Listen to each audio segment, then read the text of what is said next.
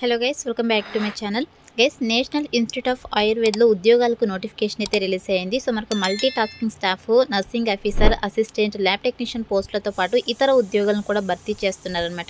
So నోటిఫికేషన్కి సంబంధించి complete details అయితే మీకు వీడియోలో ఎక్స్ప్లెయిన్ చేస్తాను. ఇలాంటి లేటెస్ట్ గవర్నమెంట్ జాబ్ అప్డేట్స్ కోసం మన ఛానల్ అయితే సబ్స్క్రైబ్ చేసుకుని పక్కనే ఉన్న బెల్ ఐకాన్ అయితే యాక్టివేట్ చేసుకోండి. అండ్ అలాగే వీడియోకి ఒక చిన్న లైక్ చేసి సపోర్ట్ అయితే చేయండి గైస్. ఇంకా లేట్ చేయకుండా నోటిఫికేషన్ డీటెయిల్స్ అయితే చూసిద్దాం. ఈ నోటిఫికేషన్ మనకు గవర్నమెంట్ ఆఫ్ ఇండియా కింద వర్క్ చేస్తున్నటువంటి నేషనల్ ఇన్స్టిట్యూట్ ఆఫ్ ఆయుర్వేద అనే యూనివర్సిటీ నుంచి రిలీజ్ అయిందనమాట.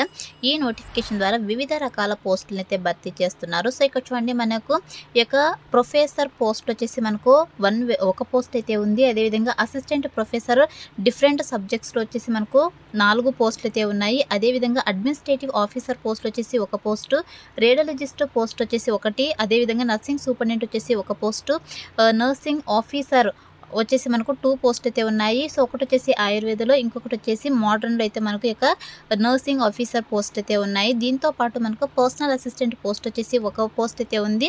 అండ్ అలాగే junior medical laboratory technologist post వచ్చేసి మనకు ఒక పోస్ట్ అయితే ఉంది. మల్టీ టాస్కింగ్ స్టాఫ్ పోస్టులు వచ్చేసి మనకు 7 పోస్టులు అయితే భర్తీ చేస్తున్నారు అనమాట ఈ నోటిఫికేషన్ ద్వారా. అదేవిధంగా ఈ నోటిఫికేషన్కి అప్లై చేసుకోవడానికి లాస్ట్ డేట్ వచ్చేసి 5th డిసెంబర్ లోపు అయితే ఆన్లైన్లో మీరు అప్లై అయితే చేసుకోవాల్సి ఉంటుందన్నమాట. సో ఎలిజిబిలిటీ ఉన్న క్యాండిడేట్స్ అయితే ఆన్లైన్లో 5th డిసెంబర్ లోపు అయితే అప్లై అయితే చేసుకోండి గైస్. అండ్ నెక్స్ట్ వచ్చేసి ఇక్కడ మనకు పోస్టులను బట్టి కూడా క్లియర్గా మెన్షన్ చేయడం జరిగింది. మీరు ఇక్కడ క్లియర్గా చెక్ చేసుకోవచ్చు. సో ఇక ప్రొఫెసర్ పోస్ట్కి వచ్చేసి 55 ఇయర్స్ వరకు ఏజ్ నోడ్ అయితే అప్లై చేసుకోవచ్చు. ఎస్సీ కేటగిరీలో అయితే ఇక పోస్ట్ అయితే ఉందన్నమాట. ఈ పోస్ట్కి సెలెక్ట్ అయిన క్యాండిడేట్స్కి లెవెల్ 13 ప్రకారం సాలరీస్ అయితే ఇవ్వడం జరుగుతుంది. 1,23,100 నుంచి 2,15,900 రూపీస్ వరకు పర్ మంత్ సాలరీ అయితే ఇవ్వడం జరుగుతుంది. దీంతో పాటు మనకు అన్ని పోస్టులకి ఈ యొక్క సెంట్రల్ గవర్నమెంట్కి సంబంధించి ఏదైతే అలవెన్సెస్ ఉంటాయో సో ఇక అలవెన్సెస్ కూడా ఇవ్వడం జరుగుతుంది అన్నమాట. అండ్ నెక్స్ట్ వచ్చేసి ఈ పోస్ట్కి వచ్చేసి పోస్ట్ గ్రాడ్యుయేట్ ఇన్ ఆయుర్వేదిక్ విభాగాల్లో పోస్ట్ గ్రాడ్యుయేట్ క్వాలిఫికేషన్స్ ఉన్న వాళ్ళు అప్లై చేసుకోవచ్చు. 15 ఇయర్స్ టీచింగ్ ఎక్స్పీరియన్స్ అయితే అడుగుతున్నారు. మీకు క్వాలిఫికేషన్స్ ఉంటే ఈ పోస్ట్కి అప్లై అయితే చేసుకోండి. అదేవిధంగా అసిస్టెంట్ ఆఫీసర్ పోస్ట్ అనమాట. సో ఈ పోస్ట్ వచ్చేసి మనకు ఈడబ్ల్యూఎస్ కేటగిరీలో అయితే ఉందన్నమాట. ఒక పోస్టు 40 ఇయర్స్ వరకు ఏజ్ ఉన్న వాళ్ళు అప్లై చేసుకోవచ్చు. దీనికి కూడా ఆయుర్వేదిక్ విభాగాల్లో సో పీజీ క్వాలిఫికేషన్స్ ఉన్న వాళ్ళైతే అప్లై చేసుకోవచ్చు అనమాట. ఫస్ట్కి సెలెక్ట్ అయిన క్యాండిడేట్స్ కూడా లెవెల్ 10 ప్రకారం సాలరీస్ అయితే ఇవ్వడం జరుగుతుంది. ఇక్కడ డిజరబుల్ క్వాలిఫికేషన్స్ ఉన్నా లేకపోయినా పర్లేదు, ఎసెన్షియల్ క్వాలిఫికేషన్ ఉంటే చాలు అప్లై అనేది చేసుకోవచ్చు. అదేవిధంగా అసిస్టెంట్ ప్రొఫెసర్ పోస్ట్ అనమాట. సో 40 ఇయర్స్ వరకు ఏజ్ ఉన్న వాళ్ళైతే అప్లై చేసుకోవచ్చు. సో మనకు ఎస్సీ, ఓబీసీ, అదేవిధంగా అన్రిజర్వ్డ్ కేటగిరీలో ఖాళీగా ఉండేటువంటి ఈ యొక్క పోస్టులు అయితే భర్తీ చేస్తున్నారు ఈ యొక్క అసిస్టెంట్ ప్రొఫెసర్ పోస్టులు. సో 40 ఇయర్స్ వరకు ఏజ్ ఉన్న వాళ్ళైతే అప్లై అనేది చేసుకోవచ్చు అనమాట. సో దీనికి కూడా పీజీలో ఆయుర్వేదిక్ విభాగాల్లో క్వాలిఫికేషన్స్ ఉన్న వాళ్ళైతే అప్లై అనేది చేసుకోవచ్చు అని చెప్పేసి మెన్షన్ చేయడం జరిగింది. అండ్ అలాగే అడ్మినిస్ట్రేటివ్ ఆఫీసర్ పోస్ట్ అనమాట. సో మనకు అన్రిజర్వ్డ్ కేటగిరీ కింద అయితే ఒక పోస్ట్ అయితే ఉంది. అదేవిధంగా డెప్యుటేషన్ విభాగాల్లో కూడా ఈ యొక్క పోస్టులు అయితే భర్తీ చేస్తున్నారు. 50 to 56 ఇయర్స్ వరకు ఏజ్ ఉన్న వాళ్ళ అప్లై అనేది చేసుకోవచ్చు అనమాట. ఒక పోస్ట్ అయితే ఉంది. ఈ పోస్ట్కి సెలెక్ట్ అయిన క్యాండిడేట్స్ కూడా లెవెల్ 10 ప్రకారం సాలరీస్ అయితే ఇవ్వడం జరుగుతుంది. సో బ్యాచిలర్స్ డిగ్రీ అంటే డిగ్రీ క్వాలిఫికేషన్స్ ఉన్న వాళ్ళైతే ఇక పోస్ట్కి అప్లై అనేది చేసుకోవచ్చు. 5 ఇయర్స్ వరకు ఎక్స్పీరియన్స్ అయితే అడుగుతున్నారు. ఎక్స్పీరియన్స్ ఉంటే మాత్రమే ఈ పోస్ట్కి అనేది అప్లై అయితే చేసుకోండి. అదేవిధంగా రేడియాలజిస్ట్ పోస్ట్ అనమాట. సో మనకు అన్రిజర్వ్డ్ కేటగిరీ కింద అయితే ఇక పోస్ట్ అయితే ఉంది.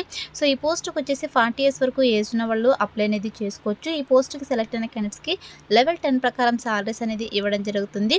ఎండి అంటే పీజీ ఇన్ రేడియాలజీ విభాగాల్లో క్వాలిఫికేషన్స్ ఉన్న వాళ్ళైతే అప్లై చేసుకోవచ్చు. లేదా MBBS or DNB radiology 2 years duration with 2 years experience in radiology విభాగాల్లో క్వాలిఫికేషన్స్ ఉన్న వాళ్ళైతే అప్లై చేసుకోవచ్చు.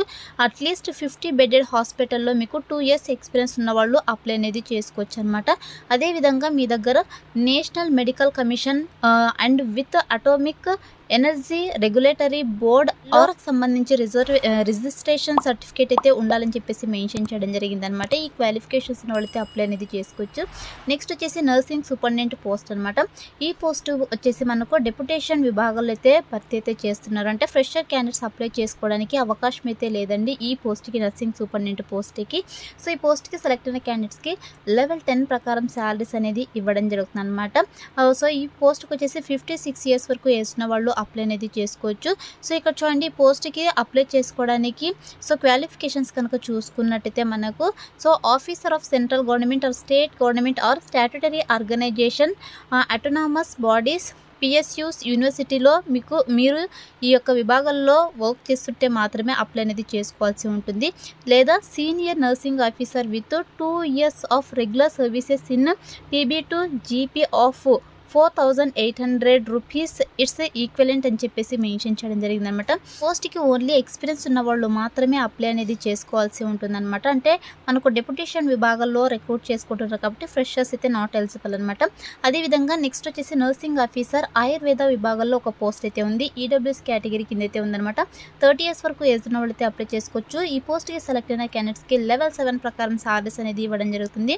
సో ఈ పోస్ట్కి వచ్చేసి బీఎస్సీ నర్సింగ్ ఆయుష్ విభాగాల్లో క్వాలిఫికేషన్స్ ఉన్న వాళ్ళైతే అప్లై చేసుకోవచ్చు. దీంతో పాటు state or Indian Ayush nursing కౌన్సిల్లో మీకు రిజిస్టర్ సర్టిఫికేట్ అయితే ఉండాలని చెప్పేసి మెన్షన్ చేయడం జరిగింది. లేదా డిప్లొమాలో వచ్చేసి మనకు diploma in nursing and pharmacy of Ayush and register certificate అయితే ఉండాలని చెప్పేసి మెన్షన్ చేయడం జరిగింది.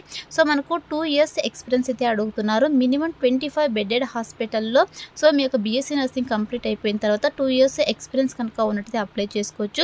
Working knowledge of computer, AI and hospital information సిస్టమ్కి సంబంధించి మీకు నాలెడ్జ్ అనేది ఉండాలని చెప్పేసి మెన్షన్ చేయడం జరిగింది. అదేవిధంగా నర్సింగ్ ఆఫీసర్ మోడర్న్ పోస్ట్ అనమాట. సో ఇందులో ఇది వచ్చేసి మనకు అన్రిజర్వ్డ్ కేటగిరీ కింద అయితే ఉంది. ఎవరైనా అప్లై అనేది చేసుకోవచ్చు. ఈ పోస్ట్కి సెలెక్ట్ అయిన క్యాండిడేట్స్ కూడా లెవెల్ 7 ప్రకారం సాలరీస్ అనేది ఇవ్వడం జరుగుతుంది. సో 30 years వరకు ఏజ్ ఉన్న వాళ్ళు అప్లై చేసుకోవచ్చు. ఈ పోస్ట్కి వచ్చేసి BSc harms in nursing or BSc nursing Indian nursing council registration certificate అయితే ఉండాలి. అదేవిధంగా post basic BSc nursing qualifications ఉన్న వాళ్ళు అప్లై చేసుకోవచ్చు. రిజిస్టర్ సర్టిఫికేట్ అయితే ఉండాలన్నమాట. లేదా diploma in general nursing midwifery qualifications ఉన్న కూడా అప్లై చేసుకోవచ్చు.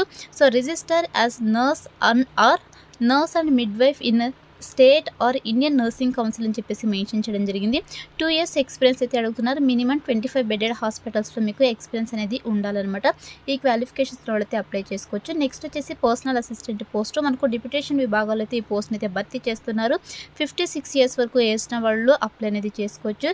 Next junior medical laboratory technologist post అనమాట. సో అన్రిజర్వ్డ్ కేటగిరీ కింద అయితే ఈ పోస్ట్ అయితే ఉంది. 28 years వరకు ఏజ్ ఉన్న వాళ్ళు అయితే అప్లై చేసుకోవచ్చు.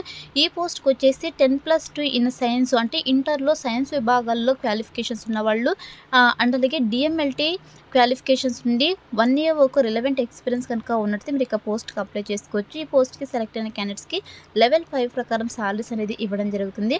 నెక్స్ట్ వచ్చేసి మల్టీ టాస్కింగ్ స్టాఫ్ పోస్ట్ అనమాట. సో ఈ పోస్ట్కి వచ్చేసి టోటల్గా 7 వేకెన్సీస్ అయితే ఉన్నాయి. లెవెల్ 1 ప్రకారం సాలరీస్ ఇవ్వడం జరుగుతుంది. ఇక్కడ మనకు కేటగిరీ వైజ్ వేకెన్సీస్ కూడా మెన్షన్ చేయడం జరిగింది. 25 years వరకు ఏజ్ ఉన్న వాళ్ళు అప్లై చేసుకోవచ్చు. ఈ పోస్ట్కి వచ్చేసి మినిమం 10th క్వాలిఫికేషన్స్ ఉన్న వాళ్ళైతే అప్లై చేసుకోవచ్చు. ఎటువంటి ఎక్స్పీరియన్స్ కూడా అవసరం లేదనమాట. మీ దగ్గర 10th సర్టిఫికేట్ కనుక ఉన్నట్టు ఇక పోస్ట్కి అప్లై అనేది చేసుకోవచ్చు అనమాట. అదేవిధంగా ఈ యొక్క నోటిఫికేషన్కి ఇండియన్ సిటిజన్స్ ఎవరైనా అప్లై అయితే చేసుకోవచ్చు. అంటే మన ఆంధ్రప్రదేశ్, తెలంగాణ 2 రాష్ట్రాల వాళ్ళు మెయిల్ అండ్ ఫీమేల్ క్యాండిడేట్స్ ఇద్దరు కూడా ఈ నోటిఫికేషన్కి అప్లై అనేది చేసుకోవచ్చు అనమాట. అండ్ అదే ఇక్కడ అప్లికేషన్ ఫీ అయితే పే చేయాల్సి ఉంటుంది. గైస్ మనకి ఇక్కడ కేటగిరీ వైజ్ అప్లికేషన్ ఫీ అనేది మెన్షన్ చేయడం జరిగింది.